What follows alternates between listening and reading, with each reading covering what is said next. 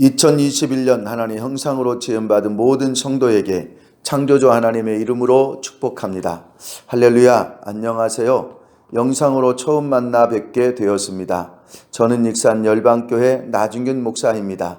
첫 영상이니만큼 오늘 만남의 주제는 하나님의 주권에 대해 알아볼까 합니다. 2019년 중하순부터 시작되어진 코로나 바이러스 여파가 2021년 새해를 맞는 오늘까지도 계속되고 있습니다. 처음 발생할 때까지만 해도 코로나 바이러스는 감기 정도로 가볍게 취급되어졌지만 시간이 거듭될수록 산업, 경제, 정치, 교육, 스포츠, 종교에 이르기까지 모든 분야를 망라하여 급기야는 국가 간 교류마저 중단시킬 정도까지 이르게 되었습니다. 2020년 말 통계에 의하면 국내 확진자 1,050명, 세계 확진자 8,200만 명, 사망자 180만 명에 이르게 되었습니다. 이렇게 되니 떨어질 줄 모르고 치솟던 기름값은 하락하게 되었고 산업화와 무분별한 난개발로 인해 오존층은 파괴되고 뿌연 미세먼지로 50m 앞에 서 있는 사람조차도 구분하기 힘들었으나 코로나 여파로 조금은 맑고 깨끗한 하늘을 보게 되었습니다. 이렇듯 코로나 바이러스는 우리 일상 생활 속에서 크고 작은 영향력을 끼치고 있을 뿐 아니라 교회에서도 대면 예배와 비대면 예배로 나누게 되었습니다. 이때 예수 그리스도로 거듭난 믿음의 사람들은 이런 상황을 어떻게 이해하는 게 좋을까요?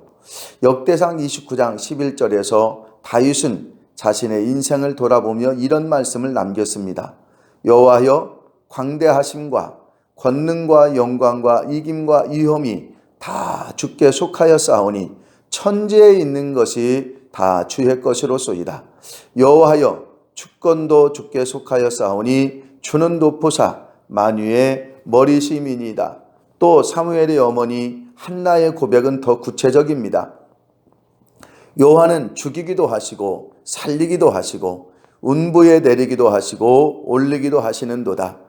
여호와는 가난하게도 하시고 부하게도 하시며 낮추기도 하시고 높이기도 하시는도다. 가난한 자를 진토에서 일으키시며 빈핍한 자를 거름더미 위에서 드사 귀족들과 함께 앉게 하시며 영광의 일을 차지하게 하시는도다. 땅의 기둥들은 여호와의 것이라 여호와께서 세계를 그 위에 세우셨도다. 그가 그 거룩한 자들의 발을 지키실 것이요 악인으로 흑암 중에서 잠잠케 하시리니 힘으로는 이길 사람이 없으리로다. 아멘. 다윗 왕과 사무엘의 어머니 한나의 고백 속에서 중요한 포인트 하나를 발견할 수가 있는데 그것은 바로 하나님의 주권이라고 하는 것입니다.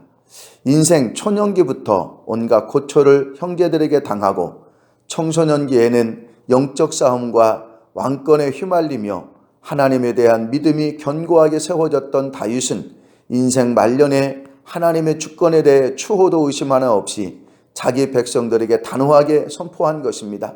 우리 인생과 세상 만사 모든 것이 하나님의 주권 속에 이루어진다는 것입니다.